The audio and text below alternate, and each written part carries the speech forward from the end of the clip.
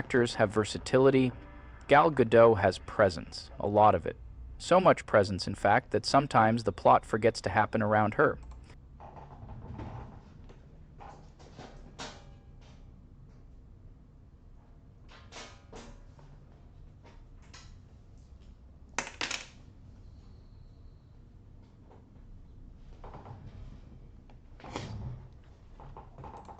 Gal Gadot is not an actress, she's a concept.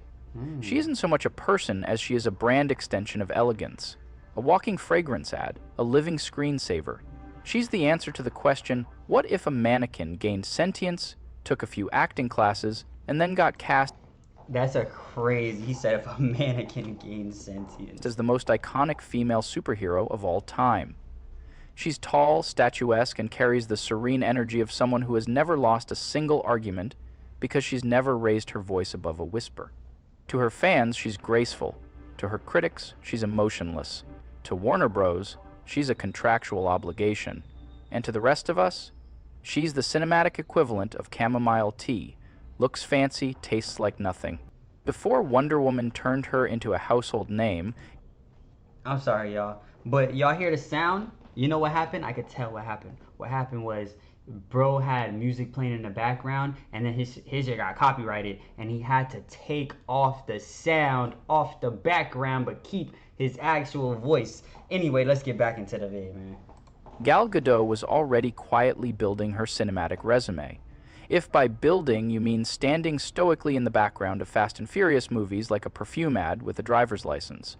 As Giselle, her character had all the depth of a sleek car brochure and about as many facial expressions. She was competent, sure could handle a gun, ride a bike, flirt with Han like it was part of a CIA op, but emotionally she remained locked in neutral. Her dialogue delivery hovered somewhere between ASMR and Google Translate, which oddly enough made her feel perfect for a franchise that values vibes over vocabulary.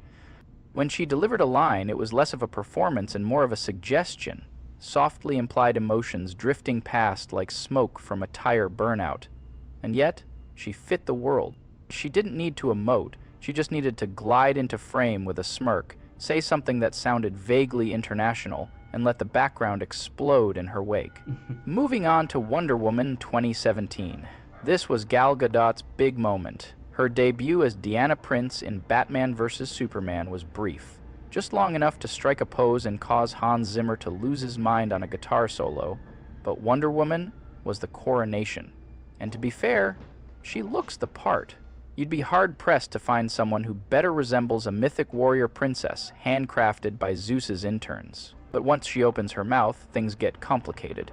Her performance is a blend of ethereal detachment and dramatic whispering, like she's constantly explaining something very important to a toddler. And I believe in love. She tells us while standing in the middle of World War I like an anthropomorphic motivational quote.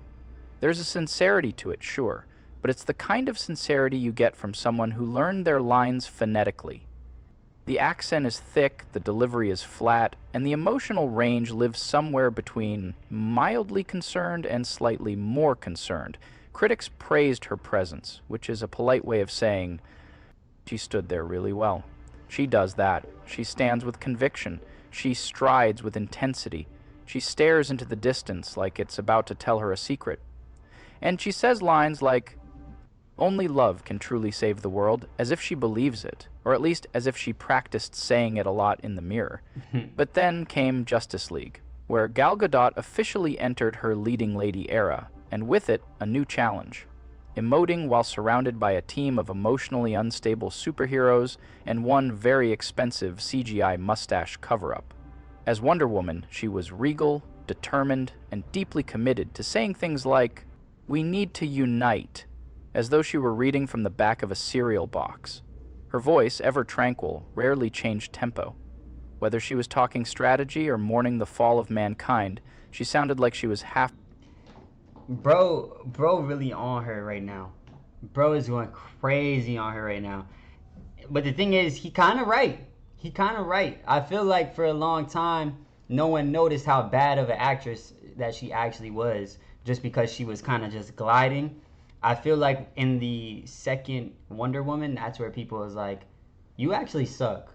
And this movie sucks. And that's where people started getting on her. But after this Snow White, holy, it's raps, it's raps, it's raps. Cause if I'm gonna keep it a stack with y'all, she was pretty terrible in the Snow White.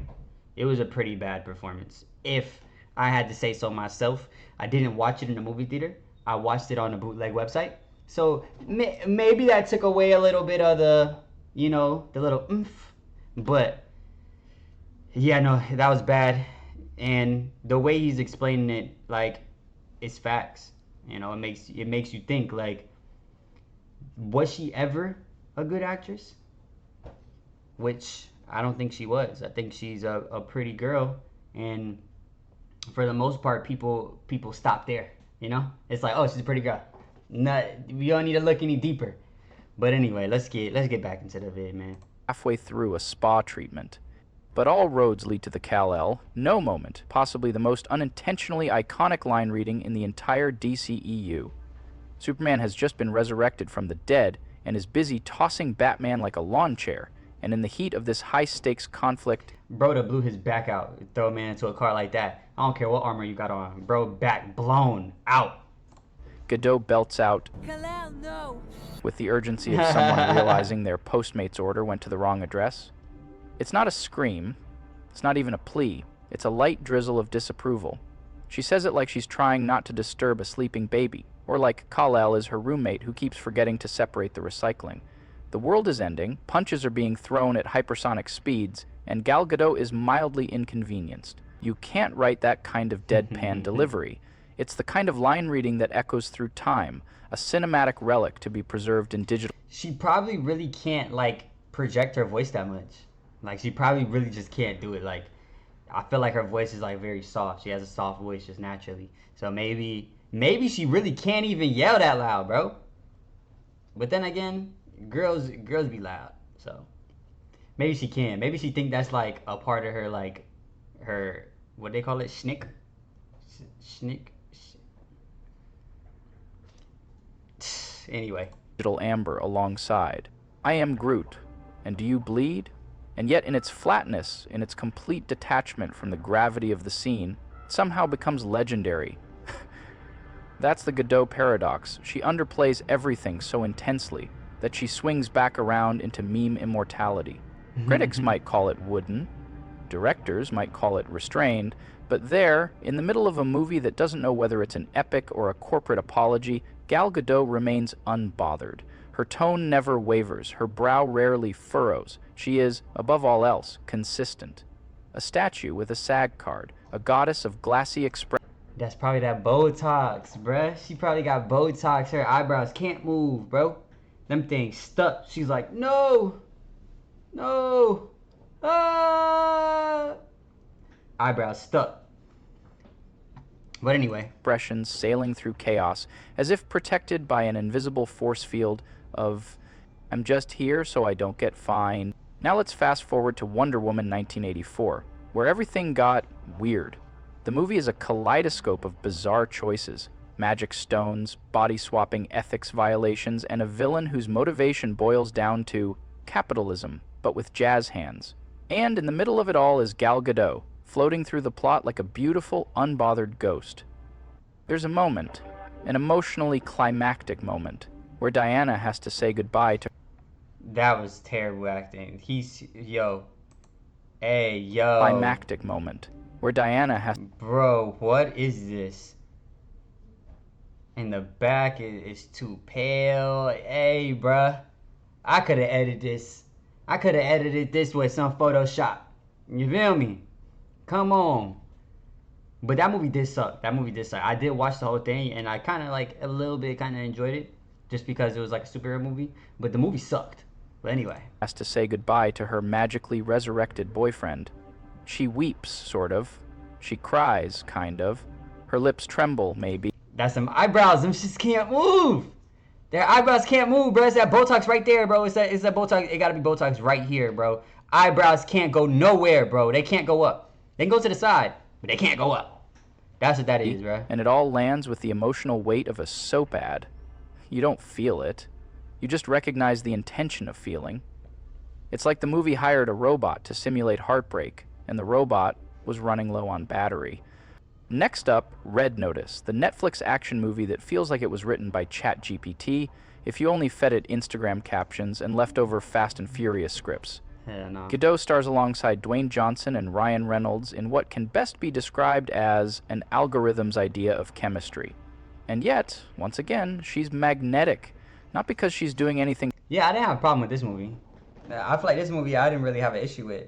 I'm pretty sure, I don't remember it though. I couldn't tell you the plot. I couldn't tell you what nobody did. So maybe that's the problem. But this movie was pretty good. I feel like I didn't look at her and be like, she sucked. Particularly compelling, but because she's doing it in heels and a $4,000 dress while holding a priceless egg. Facts. In Red Notice, Godot plays a femme fatale who flirts, steals, and delivers exposition like she's reading bedtime stories to her iPhone. She's seductive in the way a luxury car commercial is seductive. All curves, no substance, and no actual threat. When she fights, it looks like ballet. When she delivers punchlines, it's with the rhythm of someone who learned English last Thursday. She's not bad. She's just buffering. Then there's her role in Death on the Nile, which gave us perhaps the most unintentionally hilarious line. Death on the Nile. I didn't watch this. I didn't watch this at all. I'm probably gonna watch this now, cause he said it like I should have known it, but I didn't. So I'm watching this tonight. And reading in recent cinematic history. And enough champagne to fill the Nile. A line that should have been no. dripping with Gatsby-level decadence instead hits like Siri trying to flirt. Yeah, no, that one was like a joke. That one was like a joke, like that was like a satire, you know what I mean? Like a show. It's like that was like Scary Movie. You know how Scary Movie is making fun of scary movies? That's what it felt like. I don't know the word I'm looking for, but it's something. It's the kind of delivery that makes you pause the movie and stare at the wall for a second, wondering if you imagined it. But to blame Godot alone is to miss the point. She's not being cast for her thespian chops. She's being cast because she is Gal Gadot, and that's powerful branding. She radiates poise, beauty, and a sense of serenity you usually only find in spa commercials. Her acting isn't dynamic, but it's consistent. She's like the Apple Store of performers, clean, polished, and emotionally sterile. Take Heart of Stone, the Netflix spy thriller that was supposed to be her franchise. She plays Rachel Stone, a super spy with the emotional depth Bro, I didn't see this either. Yeah, what are these movies? of a Wi-Fi router. The action scenes, decent. The explosions, frequent. Her facial expressions, 1. She delivers lines like, "I don't have friends, I have a mission," with the kind of energy you'd expect from someone asking for a manager.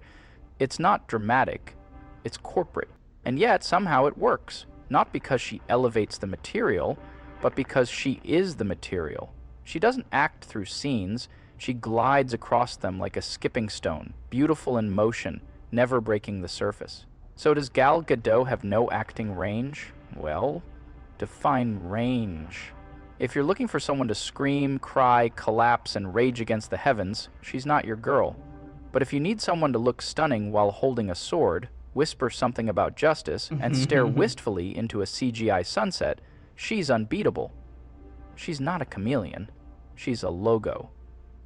You don't hire her to disappear into a role. You hire her to elevate it with her presence, her mystique, and the gravitational pull of her bone structure. I can't tell if bro is glazing or bro is hating. Which one? Which one? Pick one. Pick a side, dog. Pick a side, dog, please. Please. I'm trying to feel some emotion myself, bro. I want to feel something. Just tell me why I should hate her. Tell me why she sucks. Or tell me why she's good. But this teeter-tottering, bro. This teeter-tottering, bro. Like, come on. She's not pretending to be a goddess. She's convincing you she already is one. In conclusion, Gal Gadot doesn't need acting range. She has the kind of face that makes people project depth onto silence. Her performances are not about emotional variety, they're about vibe. She's the ambient music of Hollywood, soothing, stylish, and best left playing in the background while the plot happens around her. Critics may call it wooden, I call it branding. She's not here to transform, she's here to remind you that Wonder Woman wears Dior.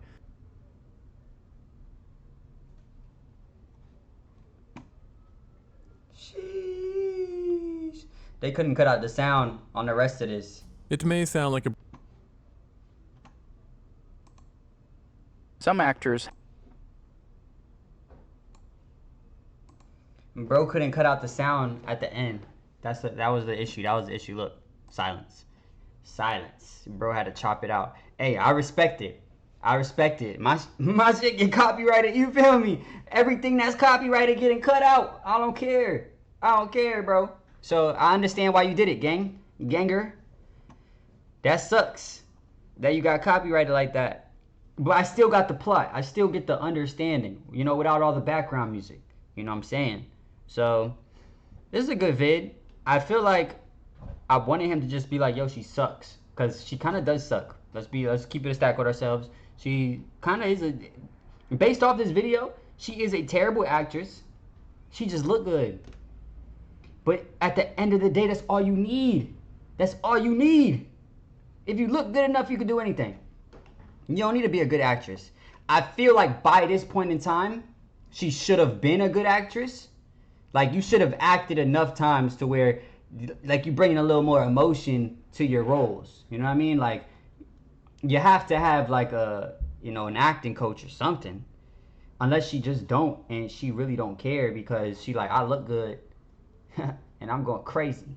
Or the acting coach is just glazing. She got an acting coach that just glazes her 24/7. Like, bro, you're the best. Just stay there. No, keep the straight face, straight face. Yeah, pose. And she's like, and they're like, pose, hit it. And she like, and then boom, box office, millions, boom. But yeah, I don't know. A lot of these movies, or some of these movies I didn't even see, but I feel like she really is just a bad actress. You know what I mean? Not necessarily bad, but like you said, like just run of the mill. You know what I mean? She ain't no Michael B. Jordan. You feel me? If y'all watch Sinners, she ain't no Michael B. Jordan, boy. She is not. She can't be. You feel me? But anyway, she playing her role. It seems like people are booking her for roles that she should be playing that match her. It's kind of like The Rock. The Rock plays himself in every movie. I feel like The Rock plays the same person in every single movie. And that's what she is. But one thing about that shit, it's gonna get you a bag. So, hey, can't knock the game. You feel me? Can't hate the player, gotta hate the game. But anyway, make sure you guys like, comment, subscribe, all that other shit. And I love you. Peace.